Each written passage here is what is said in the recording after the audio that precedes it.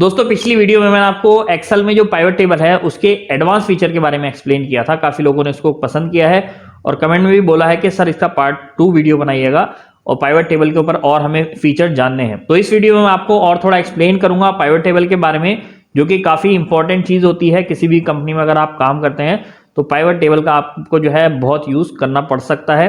अगर नहीं आपको पता है कि पाइवट टेबल कैसे यूज करनी होती है, अपने डेटा के ऊपर कैसे अप्लाई करनी है, तो आप पिछली वीडियो और ये वीडियो भी देख सकते हैं। तो समझाने के लिए मैंने ये पुराना वाला डेटा ले लिया है जो पिछली वीडियो में मैंने लिया था ना। ये वही डेटा है, काफी बड़ा डेटा है, 974 इसके अंदर रो है। तो इसको आप डाउनलोड कर लेना, वीडियो के नीचे डिस्क्रिप्शन में मैंने लिंक दे दिया वेबसाइट का, वहां से आप क्लिक करके डाउनलोड कर सकते हैं। काफी बड़ा डेटा है, समझा देता हूँ कि बार शॉर्ट में। सबसे पहले हमने ली है डेट, यहाँ पर लिया हमने प्रोडक्ट का नेम और यहाँ पर लिया हमने सेल्स का अमाउंट। ठीक है, तो एक हमारी सेल्स की रिपोर्ट है छोटी सी, और प्रोडक्ट 1 2 3 तीन प्रोडक्ट हमने लिए हैं। आपका कोई भी प्रोडक्ट होगा वो आप यहाँ पर नाम एंटर कर सकते हैं। मैंने सैंपल के लिए प्रोडक्ट 1 2 3 लिया है।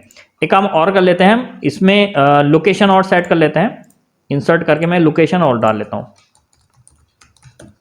ठीक है, यहाँ पर मैं ले लेता हूँ दिल्ली, मुंबई, कोलकाता, चेन्नई। ये लोकेशन मैं कॉपी पेस्ट कर लेता हूँ नीचे तक।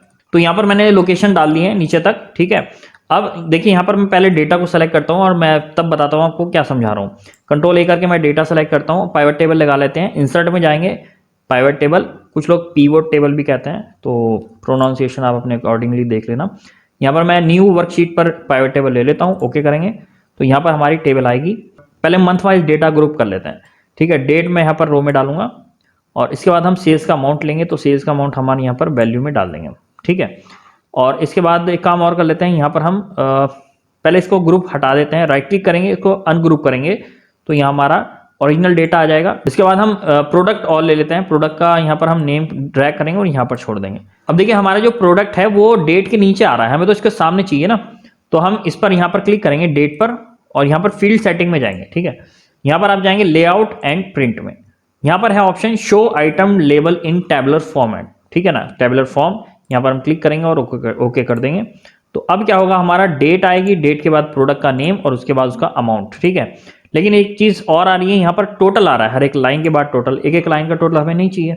तो हम इसके लिए क्या करेंगे, फिर डेट में जाएंगे, यहाँ पर क्लिक करेंगे और यहाँ पर हम ये लिखा है ना सब टोटल, इसको हम नन कर देंगे तो यहाँ पर हमारा टोटल आना बंद हो जाएगा। ओके कर देंगे, ये देखिएगा। ठीक है, तो यहाँ पर हमारा डेट वाइज वही प्रोडक्ट, एक तरह से हम आप ये समझ सकते हैं कि हमारी ये वाली शीट अभी वहां पर शो हो रही है। ठीक है, अब मैं इसमें आपको कुछ बताने वाला हूँ एडवांस फीचर, जो कि आपको काफी हेल्पफुल रहेगा। अब देखिए यहाँ पर माइनस के बटन आ रहे हैं, ये माइनस के बटन हमें हटाने हैं, बहुत से लोगों को नहीं पता है तो बता देता हूँ। तो माइनस का बटन हटाने के लिए टेबल में कहीं भी क्लिक होना चाहिए, पाइवट टेबल एनालाइज, और यहाँ पर आप देख सकते हैं बटन लिखा हुआ है ना प्लस माइनस, यहाँ पर हम क्लिक कर देंगे तो ये माइनस के बटन भी हट जाएंगे। अब मैं देखिए यहाँ पर ये चाह रहा हूँ, यहाँ पर ये जो हमारा प्रोडक्ट वाइज सेल्स का अमाउंट है, इसमें मैं चाह रहा हूँ कि ये जो अमाउंट है ये हमारा जीएसटी इंक्लूड करके है। मैं चाह रहा हूँ जीएसटी अलग हो जाए इसमें, तो हमारे यहाँ पर एक बेसिक अमाउंट का कॉलम आ जाए, एक जीएसटी का आ जाए, फॉर एग्जांपल 18%, और एक हमारा टोटल अमाउंट का आ जाए। ठीक है, तो यहाँ पर हम टेबल में कहीं पर भी क्लिक करेंगे और यहाँ पर पाइवट टेबल एनालाइज लिखा हुआ है, यहाँ पर जाएंगे फील्ड आइटम एंड सेट्स, इसके बाद जाएंगे कैलकुलेटेड फील्ड्स। ओके, और देखिए इसके बाद मैं आपको एक चीज और बताने वाला हूँ। ये वाला फंक्शन बताने के बाद जो मैंने लोकेशन डाली है ना, उसमें ग्रुपिंग बताऊंगा, तो वीडियो को लास्ट तक जरूर देखिएगा। इसके बाद देखिए यहाँ पर आ गया है ये वाला ऑप्शन। ठीक है, यहाँ पर हम क्या करेंगे, यहाँ पर हम जीएसटी कैलकुलेट करेंगे, जो कि हमारे मेन शीट में नहीं है लेकिन इस शीट में शो होगा। तो यहाँ पर हम क्या करेंगे, इसको नाम को डिलीट करेंगे और यहाँ पर हम देना चाह रहे हैं फॉर एग्जाम्पल GST@18%। ठीक है, और नीचे हम फॉर्मूला देंगे जो हम जीएसटी निकालेंगे, तो इक्वल टू ये वाला अमाउंट, सेल्स अमाउंट। ठीक है, डबल क्लिक करा तो ये आ गया, डिवाइड करेंगे 18% अगर हम जीएसटी लेंगे, इसके अंदर इंक्लूड है तो डिवाइड करेंगे हम 118 से, क्योंकि 18% जीएसटी इंक्लूड है तो 118 से डिवाइड करेंगे। अगर 12% है तो 112 से डिवाइड करेंगे। उसी तरह से आप अमाउंट जो है कैलकुलेशन चेंज कर सकते हैं, और हम इसको ब्रैकेट में डालेंगे पूरे को और यहाँ पर इंटू करेंगे 18, तो इसमें से जो है 18% का जो अमाउंट है टैक्स का वो निकल के आ जाएगा। अब हम इसको ऐड कर देंगे, यहाँ पर एक फील्ड ऐड हो चुकी है। ठीक है, अब मैं इसको ओके कर देता हूँ।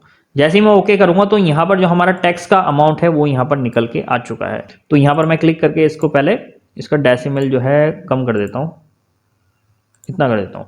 ठीक है, तो ये हमारा टैक्स का अमाउंट आया है। अब यहाँ पर मैं चाह रहा हूँ बेसिक अमाउंट आ जाए, ठीक है, तो चलिए यहाँ पर क्लिक करते हैं और यहाँ पर दोबारा से जाते हैं और अब यहाँ पर हम करेंगे बेसिक अमाउंट। और बेसिक अमाउंट दो तरीके से निकाल सकते हैं, या तो हम फॉर्मूला लगा कर निकाल सकते हैं या फिर टोटल अमाउंट में से 18% माइनस करके हम निकाल सकते हैं। तो हम सिंपल वाला लेते हैं और यहाँ पर इक्वल टू लेते हैं सेल्स अमाउंट माइनस टैक्स का अमाउंट, तो हमारा बेसिक अमाउंट आ जाएगा। ठीक है, ऐड कर लेते हैं और ओके कर लेते हैं। तो अब देखिए यहाँ पर हमारा जो बेसिक अमाउंट है वो आ चुका है। इसको भी डेसिमल इसके मैं हटा देता हूँ। ठीक है, तो यहाँ पर हमारा जो है हमने बेसिक निकाल लिया है, हमारा टैक्स अमाउंट निकाल लिया है, यहाँ पर इन दोनों का टोटल यहाँ पर आ रहा है। अब हम ये चाह रहे हैं कि भाई ये चीज़ यहाँ पर ना कर ये हमारी लास्ट में आनी चाहिए, बेसिक हमारा स्टार्टिंग में आना चाहिए, बीच में टैक्स आना चाहिए। तो उसको यहाँ पर हम इसको पकड़ेंगे इस तरह से और यहाँ पर शुरू में ले जाते हैं। ठीक है, तो यहाँ पर आ गया बेसिक, इसको हम टैक्स को यहाँ ले जाते हैं और यहाँ पर सेल्स अमाउंट ये आ गया। इसका अब हम नाम भी चेंज कर सकते हैं, F2 करके मैं इसको ये डिलीट करूंगा क्योंकि प्राइवेट टेबल में नेम चेंज नहीं होता, बहुत से लोगों को कंफ्यूजन होता है। देखिए मैं एंटर करूंगा तो ये मना करेगा।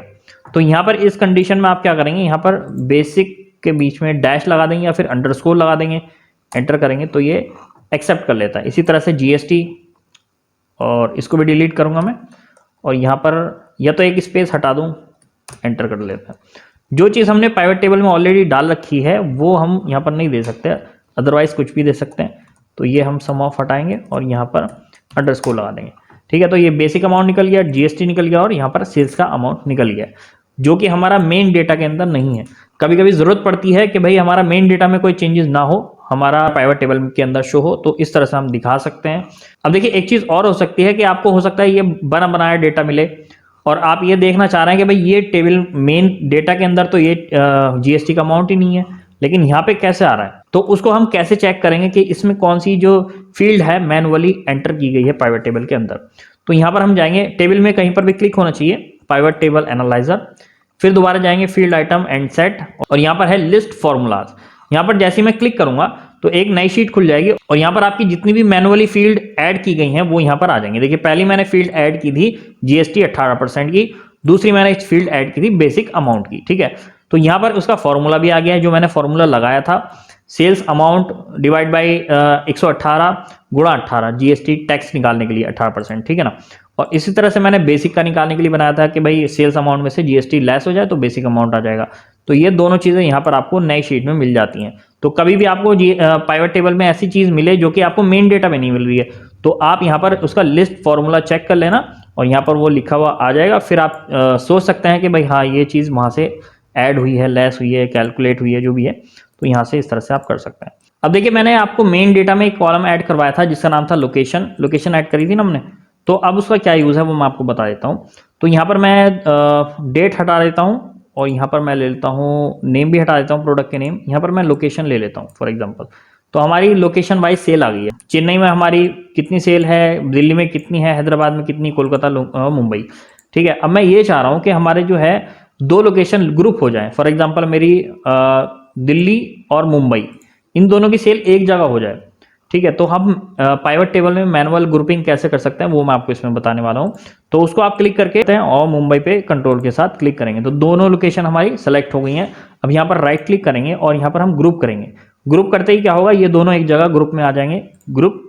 तो अब आप देख सकते हैं दिल्ली और मुंबई यहाँ पर एक जगह ग्रुप में आ गए। ठीक है, ग्रुप 1 लिखा हुआ है ऊपर और चेन्नई और हैदराबाद ये बाय डिफॉल्ट अलग अलग है, लेकिन इसके साथ एक सब टोटल का जो ऑप्शन है वो भी आ गया, वो हम हटा देंगे। तो दिल्ली और मुंबई एक जगह आ गए। अब यहाँ पर हम क्या करेंगे, यहाँ पर आप देख सकते हैं लोकेशन 2 और लोकेशन, यहाँ पर एक ऑप्शन बढ़ गया हमारा लोकेशन 2 और लोकेशन। तो हम पुराने वाले लोकेशन को यहाँ से डिलीट कर देंगे। जैसे मैं डिलीट करूँगा क्या होगा, तो ये यहाँ पर यह हमारा ग्रुप 1 में वो कन्वर्ट हो गया, लोकेशन के नेम हट गया। तो यहाँ पर हम मैनुअली डालेंगे जैसे दिल्ली और मुंबई, क्योंकि अगर मान लो आप 10 लोकेशन को ग्रुप कर रहे हैं तो 10 का 10 नाम एक साथ नहीं देगा, वो केवल ग्रुप 1 दिखा देगा। ठीक है, तो वो आपको मैनुअली एंटर करना पड़ेगा।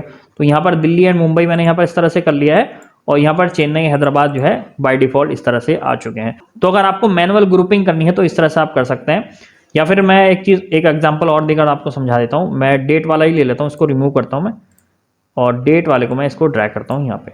ठीक है, यहाँ पर मैं इसको अनग्रुप करता हूँ, डेट वाइज आ गया।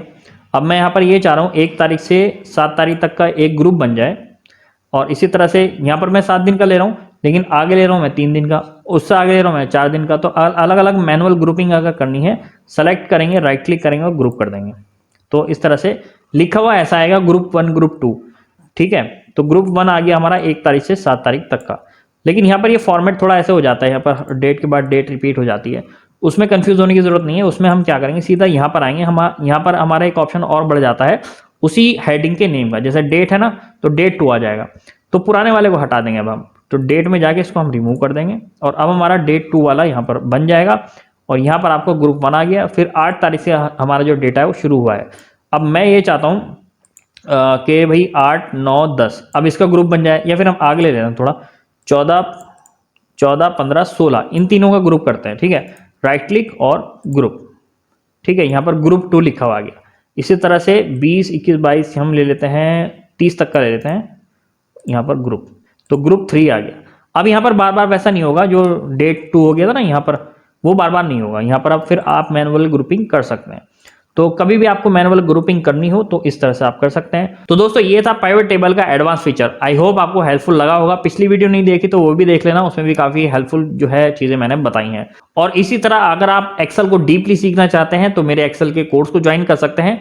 उसके अंदर मैंने एक्सेल को बेसिक से लेकर कवर किया है एडवांस लेवल तक, विद MIS रिपोर्ट और डैशबोर्ड रिपोर्ट। नीचे डिस्क्रिप्शन में लिंक है, कॉन्टैक्ट नंबर भी नीचे दिया गया है, तो आप कॉल करके भी कोर्स की जानकारी ले सकते हैं, या फिर मेरी वेबसाइट पे जाएंगे techguruplus.com पर, वहाँ पर आपको कोर्स की पूरी इन्फॉर्मेशन मिल जाएगी।